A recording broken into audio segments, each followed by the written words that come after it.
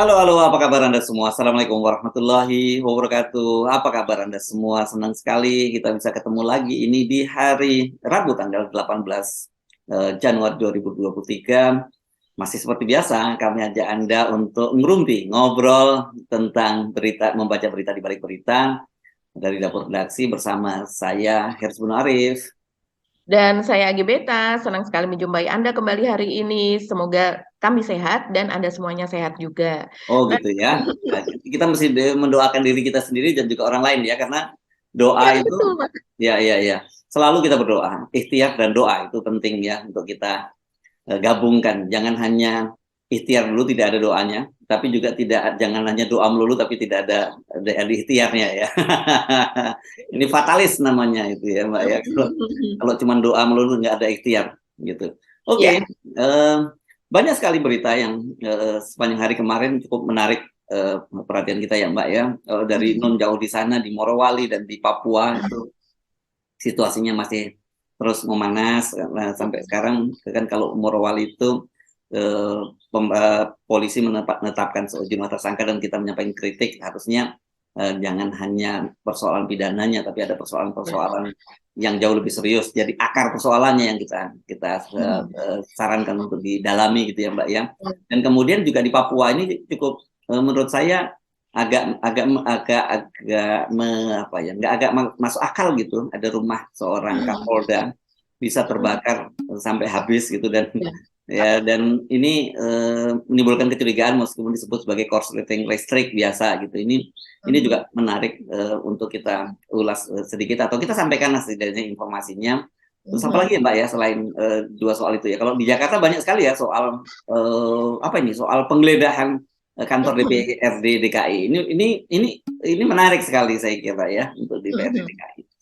Iya, betul Mas Irsu. Di Jakarta, selain soal DPRD itu, juga jangan lupa kemarin ada demo besar-besaran ya Mas Irsu, Hmm. ribuan kepala desa dari seluruh Indonesia yang menuntut agar diperpanjang masa jabatan mereka dari 6 tahun ke 9 tahun, Hmm. dan tampaknya Pak Jokowi menyetujui hal tersebut, Hmm. begitu. Dan ini menjadi ramai karena kemudian tampaknya yang diminta konsultasi oleh Pak Jokowi adalah Budiman Sujatmiko. Kita tahu dia adalah kader dari PDIP yang juga sering bergerak di desa. Selain itu juga ada lagi Mas Hersu, yaitu soal menjadi viral ini ya. Saya lihat di Twitter juga menjadi trending topik di Indonesia, yaitu soal ancaman akan dilaporkannya Cak Nun itu ke kepolisian begitu. Oh, ya, soal Fir'aun ini ya. Ya, Eh, oke. Menarik saya kira soal-soal itu. Ada beberapa yang mungkin kita akan bahas secara dalam, tapi ada beberapa yang kita tetap beri konteks saja gitu ya Mbak ya.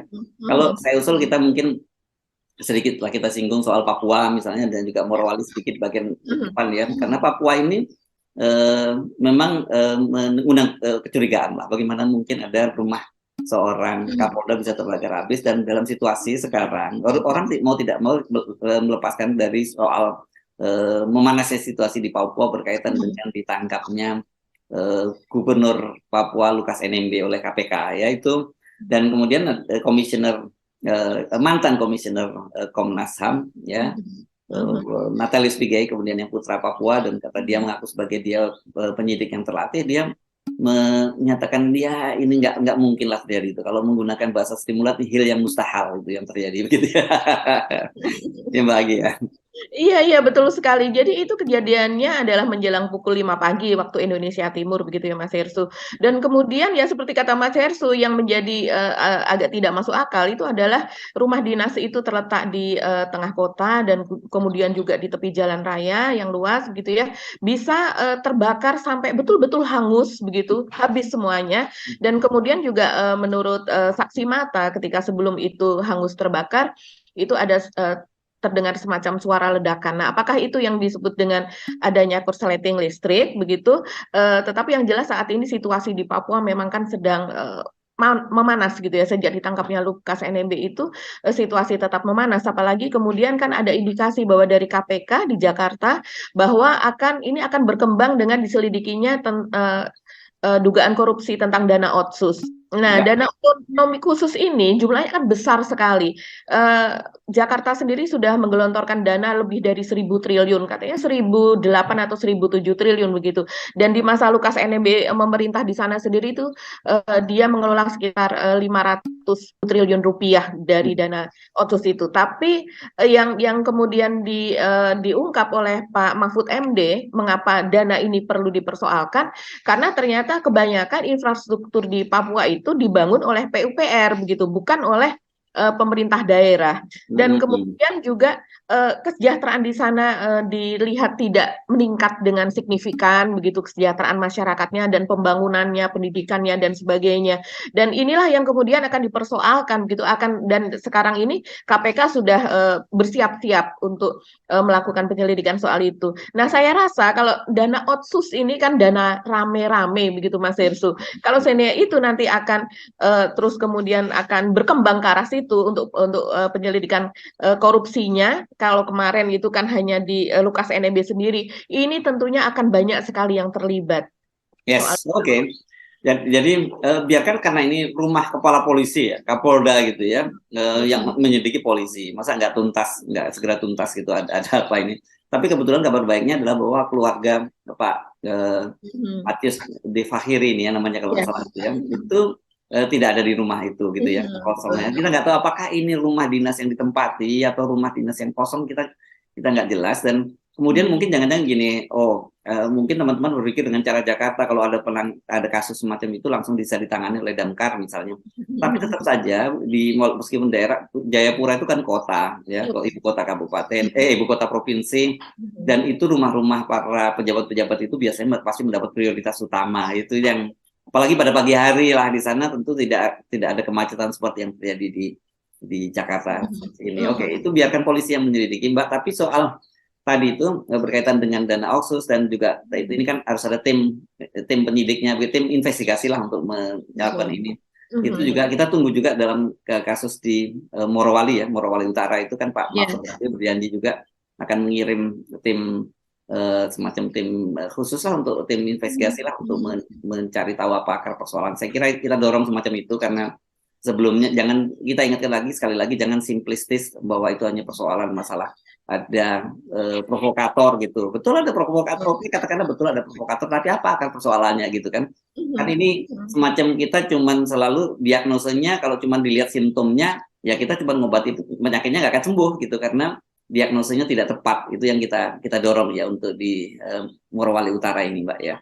Iya, betul sekali. Jadi di Morowali Utara sudah lebih reda begitu ya, karena kemarin kan sudah mulai beroperasi lagi smelter di sana. Jadi sudah mulai bekerja lagi pekerja-pekerja di sana. Jadi sudah bertemu TKI Cina dengan tenaga kerja lokal mereka. Dan kemudian juga ada janji dari pihak perusahaan bahwa mereka akan merekrut tenaga kerja lokal itu ribuan. Jadi jauh lebih banyak lagi, karena ada sinyalemen indikasinya ya, berdasarkan keterangan-keterangan yang beredar di media sosial, itu memang jumlah tenaga kerja Cinanya jauh lebih besar daripada yang tenaga kerja lokal. Nah, ini tentunya kita masih perlu klarifikasi apakah betul demikian. Karena kalau seandainya kita melihat dari skema turnkey project itu kan sebetulnya tenaga kerja lokal itu tetap lebih banyak begitu Mas Hersu, dan tidak boleh ada tenaga-tenaga yang di bawah begitu, yang semacam tenaga hanya pemecah batu, tenaga hanya seperti tukang batu dan sebagainya, itu didatangkan dari luar. Jadi betul-betul yang memang tenaga yang keahliannya itu diperlukan. Nah, ini seperti kata Mas Hersu tadi, ini soal sosialnya itu jauh lebih besar begitu ya, ketimpangan sosial, kesenjangan sosial, soal gaji dan sebagainya, yang hanya katanya sekitar hanya 3,6 juta rupiah yang diterima oleh tenaga kerja lokal, sementara mereka bisa mendapatkan 7 kali lipat hingga 10 kali lipat bahkan lebih gitu untuk pekerjaan yang sama untuk tenaga kerja Cina begitu. Nah, kita membayangkan kalau seandainya tenaga kerja Indonesia bekerja di Cina, apakah juga tenaga kerja di kita di sana itu juga dibayar bisa 10 kali lipat daripada tenaga kerja lokal di Cina. Kan kita banyak sekali tenaga kerja kita juga bekerja di sana. Nah, inilah yang jangan sampai ini terus kemudian akan terjadi tragedi kedua, ketiga dan sebagainya. Jadi bahaya laten inilah yang harusnya disudahi begitu ya Mas Hersu. Ya. Nah, makanya termasuk kan akibatnya kan sering muncul berbagai informasi simpang siur. Tadi Anda menyebut di media sosial disebutkan tenaga kerjanya jauh lebih banyak itu. Mungkin saja karena ya karena orang asing jadi kelihatan jauh lebih banyak. Tapi misalnya kalau saya mengutip anggota DPD asal Sulawesi Tengah ya, Abdurrahman Taha, dia menyebut dia perkiraan dia itu sekitar 40% lah tenaga kerja Cina. Tapi 40% itu juga tetap jumlah yang sangat sangat besar gitu. Apalagi kalau kemudian perlakuannya berbeda, tapi ya, dan kemudian ternyata mereka juga bukan tenaga skill. Kalau sampai 40% saya nggak yakin tenaga skill. Harusnya kalau mereka skill itu manajerial lah, sifat yang bersifat manajerial atau kemudian engineer dan sebagainya gitu. Tapi kalau kemudian kita kan video-video beredar, kita lihat mereka juga menyupir kendaraan-kendaraan truk, kendaraan berat itu kan bisa dilakukan oleh tenaga kerja Indonesia itu Mbak ya. Ayo, oke. Kita tunggu saja perkembangan lebih lanjut dari Morowali dan juga dari Papua. Kita sekarang balik ke Jakarta. Saya sih usul soal Fir'aun ini menarik. Ini karena apa kan sebenarnya gitu di Indonesia ini orang kalau nyebut Fir'aun itu konotasinya negatif. Padahal sebenarnya Fir'aun itu sebutan saja kan. Ada Fir'aun yang baik juga, ada Fir'aun yang jahat kan gitu ya. Itu kan sebutan raja lah gitu, maharaja atau apa gitu ya, Mbak ya. Dan kalau kita menyebut Fir'aun yang di Indonesia itu kita kalau mengacu pada Al-Quran ini adalah Fir'aun yang pada itu Ramses berapa saya lupa itu ya, yang pada eranya Nabi Musa kan Mbak ya, pada era Nabi Musa, dan itu memang Fir'aun yang jahat. Dan saya kira kalau itu juga dikutip saya nggak tahu kalau di agama lain, tetapi di agama di Islam jelas itu dibahas dalam Al-Quran. Dan yang menarik kemudian Cak Nun ini membahasnya melalui kemudian menganalogikan dengan peristiwa yang sekarang gitu ya, yakni menyebutkannya jelas bahwa kalau di sana kan memang ada ada Fir'aun, ada Korun dan ada Hamam ya kan gitu ya. Fir'aun itu adalah rajanya, kemudian Korun itu adalah konglomeratnya, oligarkinya kan kira-kira begitu ya. Karena orang kan selalu orang lupa bahwa selalu nyebut bahwa ada harta karun. Harta karun itu kan sebenarnya mengacu pada Korun ya, Korun yang disebut dalam Al-Qur'an.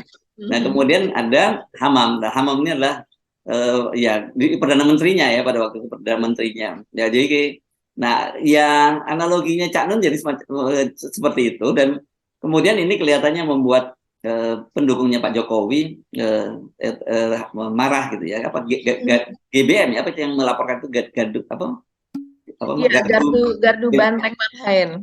Kalau menggunakan Marhaen berarti kan ini ada afiliasinya ke PDIP ya gitu ya. Betul. Saya nggak tahu apakah ini ada afiliasinya atau tidak.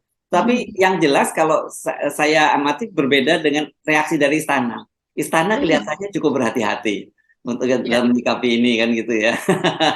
Misalnya orang yang biasanya cukup ganas kalau ada yang seperti ini, siapa Ali Mohtar Ngabalin, dia cuma mempertanyakan apakah berarti Cak Nun itu merasa dirinya sebagai Musa gitu ya. ini menurut saya untuk terminologi yang digunakan oleh Ngabalin ini halus yang soal begini. Iya betul sekali Mas Ersu. Jadi ini kita bisa lihat ini di Twitter ini menjadi trending topik ya Cak Nun ini. Dan kemudian juga memang ada yang membela begitu ya, karena banyak yang sependapat dengan Cak Nun gitu. Dan juga banyak juga yang mengecam apa yang dikatakan oleh Cak Nun, yang dikatakan sebagai terlalu vulgar karena menyebut nama begitu Mas Ersu. Tapi ini memang belum dilaporkan, baru ancaman dilaporkan, dan yang mengancam melaporkan itu adalah dari GBM itu tadi, Gardu Banteng Marhaen, yang koordinatornya adalah Sulaksana Wibawa kalau tidak salah itu namanya ya.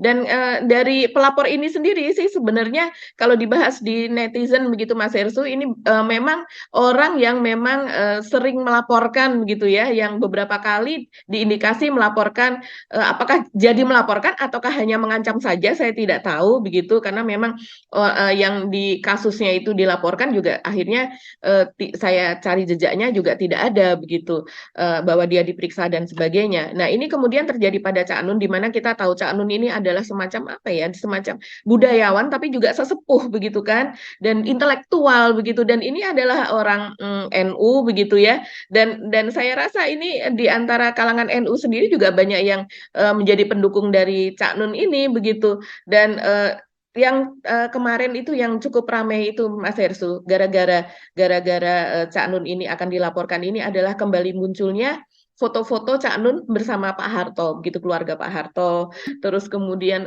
Cak Nun bersama, kalau tidak salah bersama para aktivis begitu. Jadi kemudian foto itu dibully begitu ya di Twitter begitu, dan kemudian dikatakan bahwa Cak Nun ini ya semacam apa ya? Dia kan sekarang dipanggilnya sebagai Mbah Nun gitu ya. Rata-rata di pengajian Ma'iyah itu Kiai Kanjeng. Dan kemudian di situ dikatakan mbahnya Kadrun dan sebagainya. Tapi kemudian yang menarik bahwa Cak Nun ini kan juga punya foto-foto bersama Gus Dur, dan dia juga ada fotonya bersama Pak Luhut bin Sarpanjaitan begitu. Jadi ini dia pergaulannya kan sangat-sangat luas. Kita tidak bisa mengkotakkan Cak Nun ini hanya gara-gara perkataannya ini kemudian dia dikotakkan sebagai bagian dari yang dikatakan oleh kelompok orang itu sebagai bagian dari kadrun begitu. Saya rasa ini adalah saking apa ya, kalau saya menilai dari saya juga sering mengikuti ceramah dari Cak Nun itu, ini saking sesuatu yang sangat ingin dia luapkan begitu ya, saking kalau istilah dalam bahasa Jawa apa, saking ngedongkol atau apa gitu ya, kekecewaan yang sangat dalam sehingga akhirnya dia mengeluarkan itu. Kalau saya melihat sih begitu ya Mas Hersu. Dan kemudian kalau seandainya ini memang sebaiknya sih memang tidak ada melaporkan lah dalam hal ini begitu ya. Tapi kalau seandainya pun dilaporkan, ini akan menjadi sesuatu yang sangat menarik. Saya membayangkan ada orang gitu yang melawan retorikanya Cak Nun, apalagi sebagai pelapor, itu saya tidak bisa bayangkan akan seperti apa gitu di pengadilannya. Makanya menarik sekali, makanya saya lihat kelihatannya kubu istana rada hati-hati gitu, meskipun jengkel tapi menghadapi Cak Nun ini harus hati-hati. Tapi memang Anda sebut tadi memang tidak ada foto-foto Pak Jokowi dengan Cak Nun, nggak ada ya. Ya betul betul. Ya, ya, ya. Ya. Cak Nun ini memang salah satu figur yang unik saya kira, yang dan di Indonesia gitu, dan dia dia bisa ngomong apa aja gitu.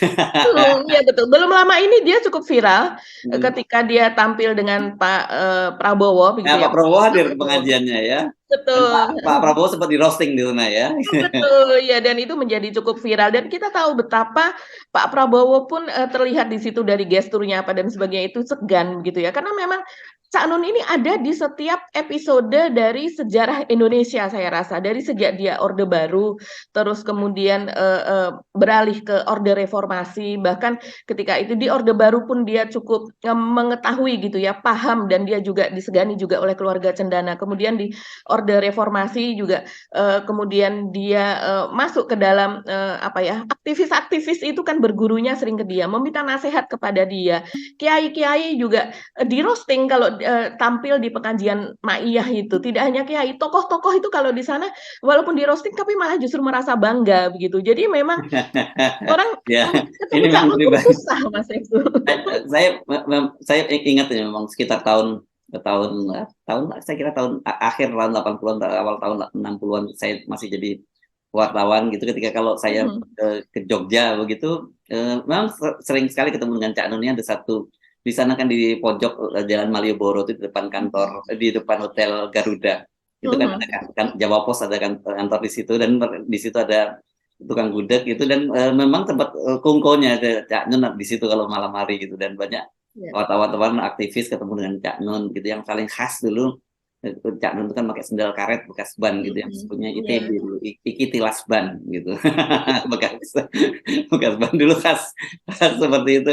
Ini menarik. Dan kalau kita ngomong tadi, jangan lupa Cak Nun ini juga bagian dari tokoh-tokoh yang pada masa menjelang Pak Harto lengser itu ikut bertemu dengan Pak Harto untuk meyakinkan Pak Harto lengser pada tahun menjelang akhir jabatannya Pak Harto. Dan kalau kita ngomongin soal terminologi Fir'aun ini di Indonesia kan memang sensitif sekali ya.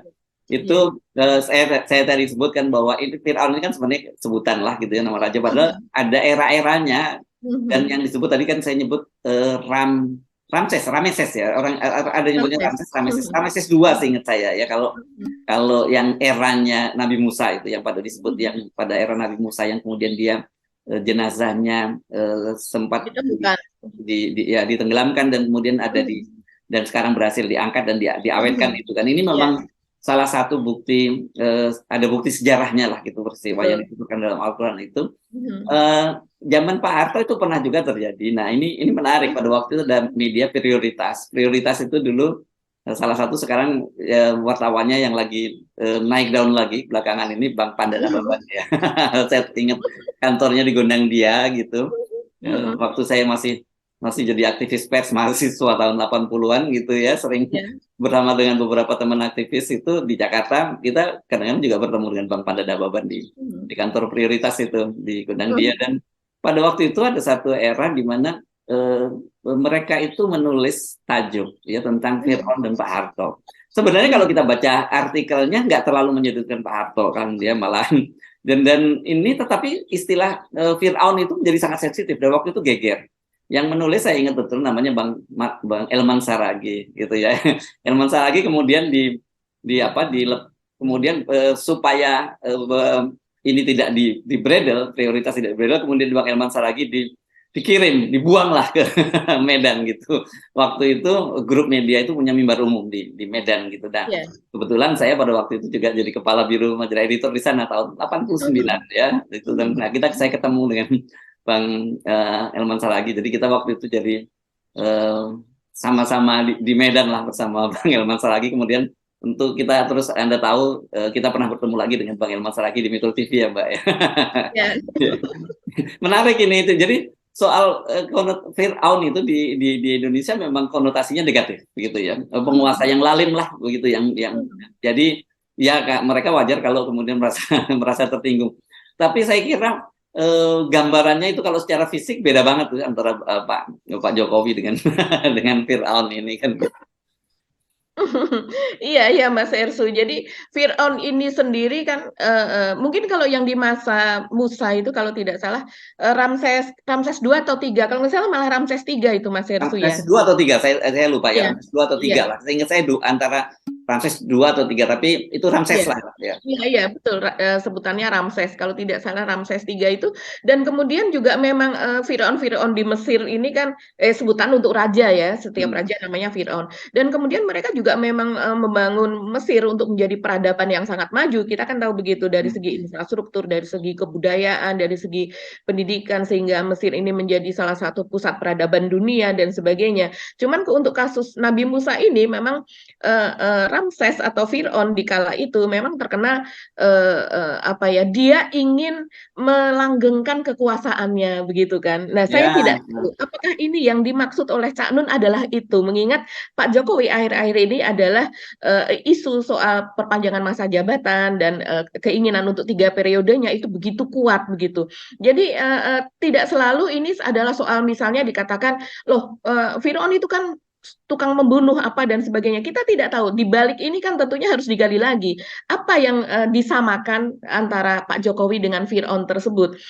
Kalau Fir'aun itu sendiri di balik dia kemudian membunuhi bayi-bayi laki-laki di Mesir begitu, itu kan akibat dari dia mendapatkan semacam mimpi atau apa begitu ya.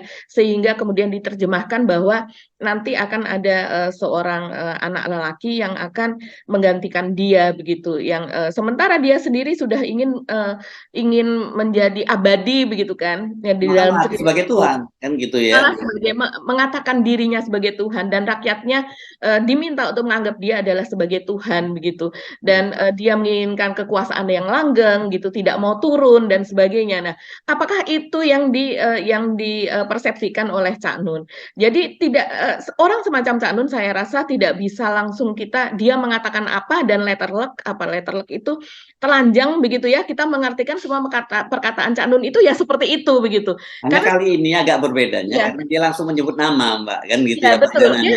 Betul, dia menyebut nama, tapi apakah dimaksudkan di sini adalah secara fisik, secara kelakuan 100%.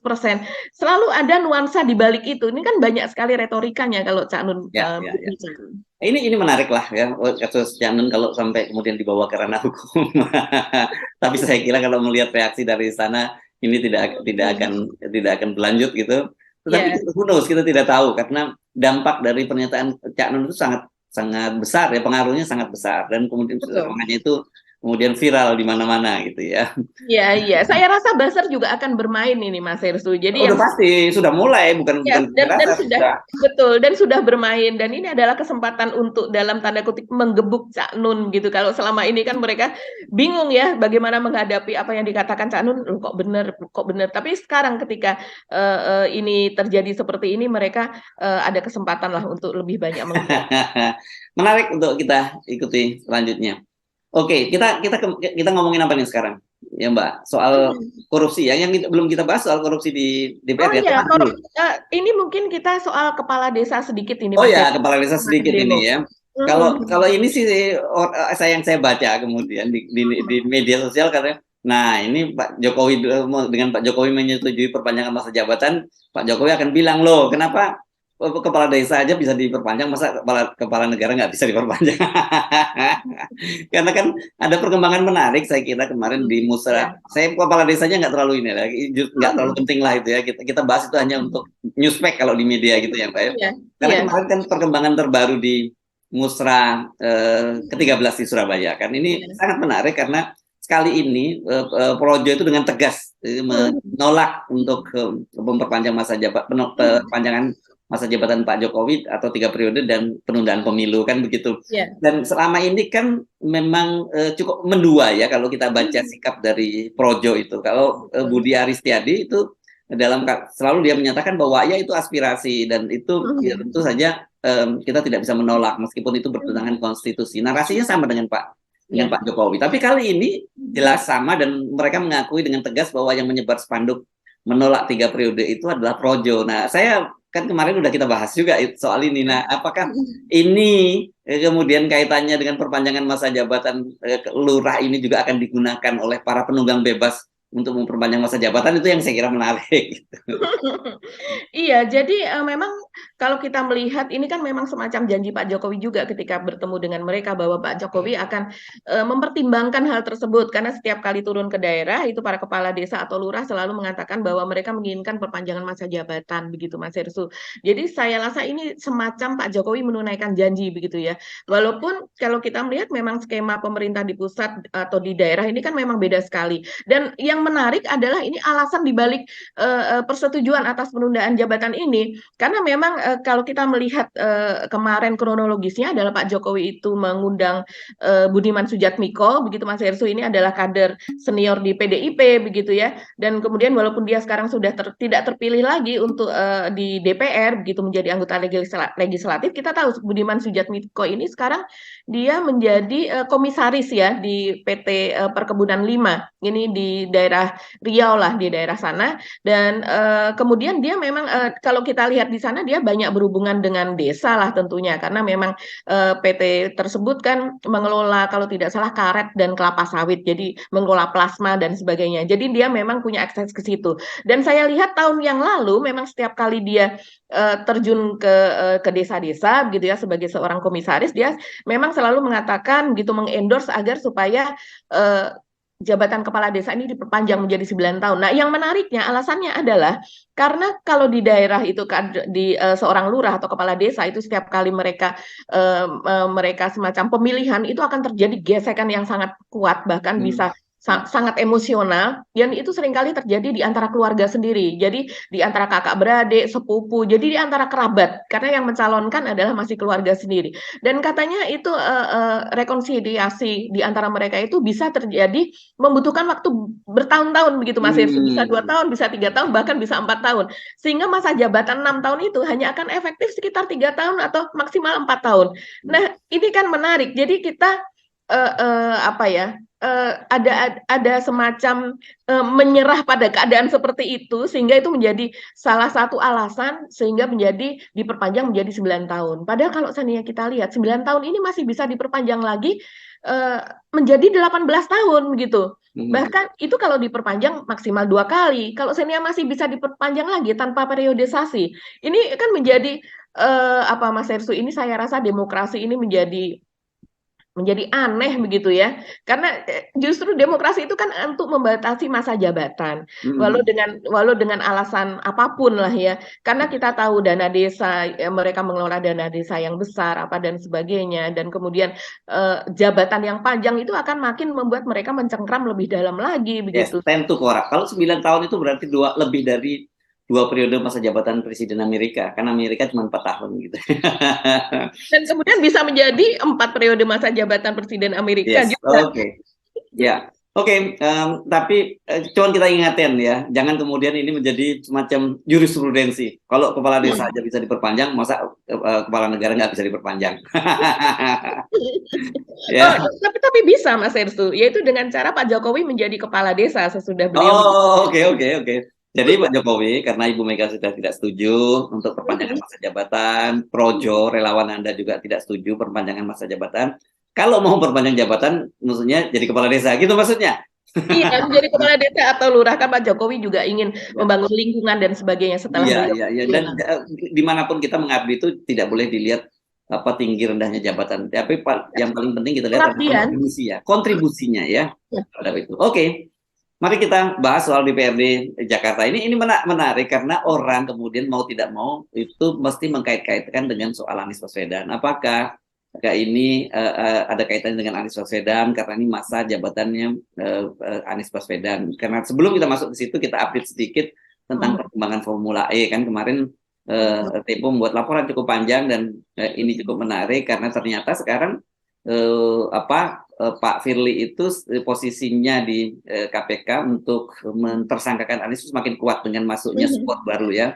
Ini kan ada wakil ketua KPK yang baru namanya Pak Johannes Tanak, ini pensiunan jasa. Itu sekarang rupanya ikut terjun langsung melakukan lobby ke BPK ya untuk melakukan audit lagi terhadap Formula E kan gitu ya Mbak ya. Kalau sebelumnya kan andalannya itu Pak Alexander Marwata dan Pak Karyoto ya dipindahkan. Sekarang tambah squadnya Pak Firly. Jadi di situ sekarang yang pro untuk mentersangkakan Anies itu ada Pak Firly, ada Alexander Marwata, ada Jan Istana dan juga ada Pak Karyoto. Nah ini perkembangan menarik saya kira di KPK dan kemudian apakah ini bagian dari itu karena bagian dari Formula E karena kan sampai sekarang mentok ya masih mentok lah Formula E itu untuk mencari karena para penyidik tetap dalam posisi tidak menyatakan tidak bisa dinaikkan jadi ke penyidikan dan juga ada beberapa wakil ketua KPK juga yang menolak soal itu. Nah ini soal DPRD itu apa ada kaitannya dengan itu? Gitu. Iya, ini kemarin ya Mas Hersu ya. Jadi dari KPK itu memeriksa gedung DPRD begitu dari sore hari sampai malam saya rasa ya. Dan kemudian mereka katanya membawa 7 koper gitu ya yang berisi berkas-berkas setelah mereka memeriksa Komisi C dan kemudian juga semua ruangan fraksi. Dan sebenarnya ini adalah kelanjutan ya saya rasa. Karena ini kan yang menjadi kalau tidak salah tuh tahun lalu ya sekitar bulan November atau Desember itu. Jadi mantan Dirut Perumda Perusahaan Umum Daerah Saranajaya yaitu Yori namanya adalah Yori Cornelis Pinontuan kalau tidak salah ya. Maaf kalau saya salah pelafalannya. Dia sebenarnya dia sudah divonis untuk kasus yang hampir sama yaitu pengadaan lahan di Munjul itu di Pondok Ranggon ya Jakarta Timur itu adalah juga untuk lahan rumah DP 0% program Anies Sandi dahulu begitu dan kemudian dia sebenarnya sudah divonis dan dia sudah dalam keadaan sekarang sih dia dibui begitu di tahanan yaitu 6,5 tahun dan dia menerima vonis tersebut di Pengadilan Tipikor dan juga JPU tidak melakukan banding sehingga langsung dieksekusi. Itu tahun 2002 kalau tidak salah ya, berarti sekitar 1 tahun yang lalu dan sekarang dia didakwa untuk kasus yang baru lagi ini itu adalah di daerah Pulau Gebang, Jakarta Timur. Kalau yang dulu kasusnya dia didakwa melakukan korupsi sekitar 152 miliar, maka sekarang sekitar 155 miliar. Juga sama untuk pengadaan lahan tersebut. Nah, lahan DP 0% ini memang sering dipermasalahkan Mas Hersu karena ini adalah salah satu janji ketika Anies di Pilkada DKI 2017 lalu. Kan janjinya memang ada saya lupa ya, ratusan ribu begitulah ya. Dalam hal ini rumah DP 0% kalau di Jakarta tentunya bukan landing house tapi vertical house begitu. Dan ini skemanya memang berbeda dengan dari era Pak Ahok. Pak Ahok dulu kan dia adalah membangun rumah susun untuk disewakan. Jadi bukan untuk dimiliki begitu. Nah, ini berbeda karena ini adalah untuk dimiliki begitu untuk janji Anies ini. Dan saya rasa ini sudah terrealisasi sebagian karena memang sudah ada sekian ribu yang saya lihat itu sudah diserah terimakan dan sudah ditempati. Tapi juga banyak yang kemudian bermasalah seperti ini, Mas Ersu. Dan kalau yang sebelumnya itu dimunjul, saya rasa itu sepertinya kalau tidak mohon maaf, saya mudah-mudahan tidak salah, itu tidak ada keterlibatan DPRD, jadi tidak ada yang diperiksa. Tapi untuk yang ini, yang kasus di Cakung, Pulau Gebang, Jakarta Timur ini, rupanya ada indikasi kalau diperiksa kan berarti memang ada indikasi keterlibatan dari DPRD begitu kan. Nah, kita ingat yang belum lama ini yang ada di Jawa Timur itu kan dari Wakil Ketua DPRD Jatim juga Mas Ersu untuk dana hibah ya. Nah, hebat. Jadi Dan kita tahu lah yang begini nih permainan yang DPRD seperti itu, ini dan banyak betul. sekali sama dengan kayak kasus yang kemarin kita bahas di Jambi yang 28 orang anggota DPRD Ya. ditetapkan rame-rame menjadi tersangka. Itu kan dana ketok palu gitu ya. Jadi biasanya berkaitan dengan APBD itu ya memang harus ada persetujuan dari DPRD. Disitulah bermain gitu ya DPRD. Mereka minta biasanya kalau yang model dana ketok palu itu ya cash and carry itu ya gitu. Tapi biasanya juga banyak yang melibatkan proyek-proyek, Mbak.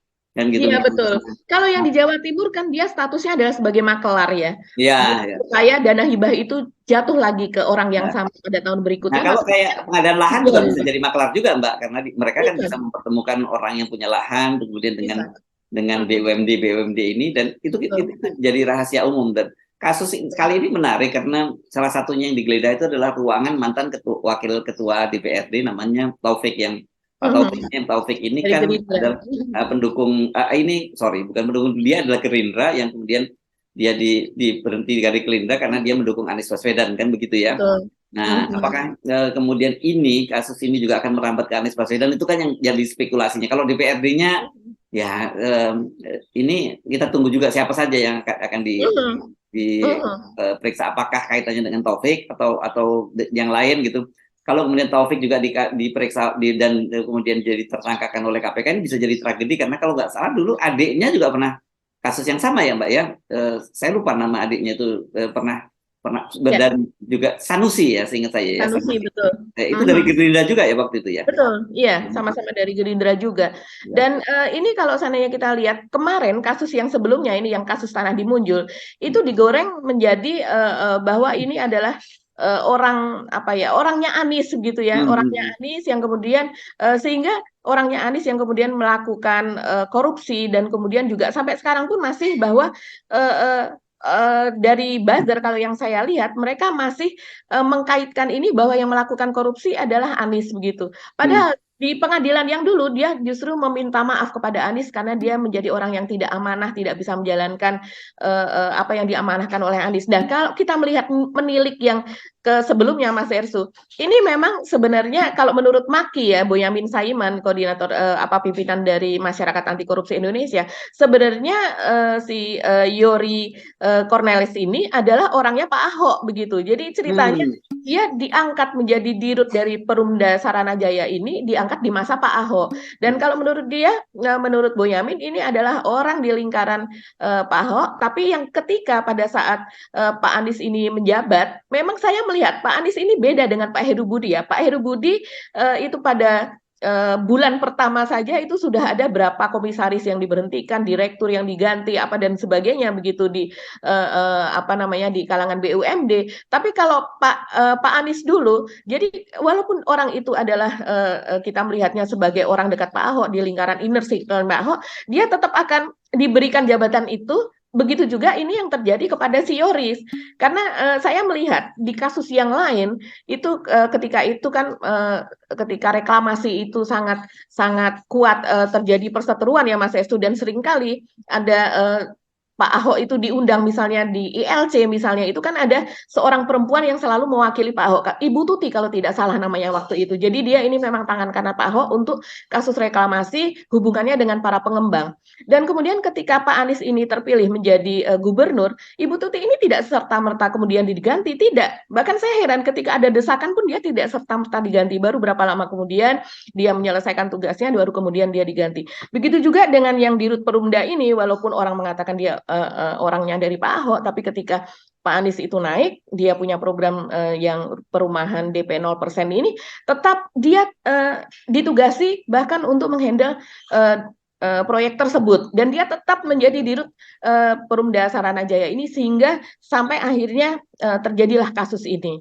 Dan ini tampaknya yang sekarang ini kita kalau melihat semua ruangan fraksi ini diperiksa, tampaknya memang ada kuat ke situ. Karena pada waktu yang dimuncul dulu Mas Hersu itu tidak hanya sekedar dari Yori Cornelis ini saja, tapi juga ada nama Rudi Hartono Iskandar.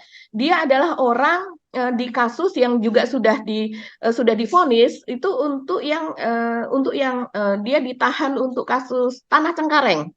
Yang kemarin yang dikatakan dulu mendapatkan memo begitu dari Pak Ahok begitu ya, yang ternyata tanah itu adalah milik dari Dinas Pertanian. Ya, membeli lahan sendiri gitu ya. Membeli lahan sendiri. Nah, itu. Jadi memang yang di kasus lahan ini rupanya orangnya itu saja kalau di DKI begitu.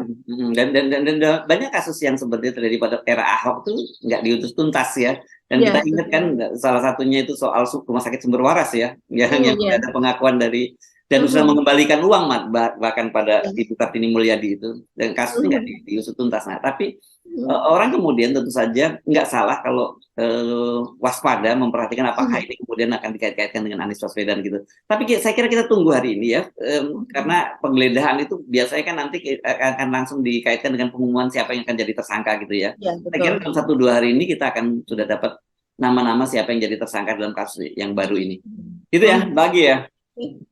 Oke, kita mesti mengakhiri perbincangan kita kali ini dan tetap semangat ya, karena meskipun situasi politik sekarang ini sudah mulai semakin dinamis, tapi saya melihat ada tanda-tanda gitu bahwa mulai lebih cair ya koalisi-koalisi di antara partai-partai politik itu, dan artinya yang tidak seperti kita bayangkan dulu bahwa partai-partai pemerintah itu betul-betul solid menguasai sepenuhnya parlemen dan bisa menentukan apa saja tentang bangsa ini. Ternyata nggak sesolid itu, dan itu saya kira kabar baik buat kita ya.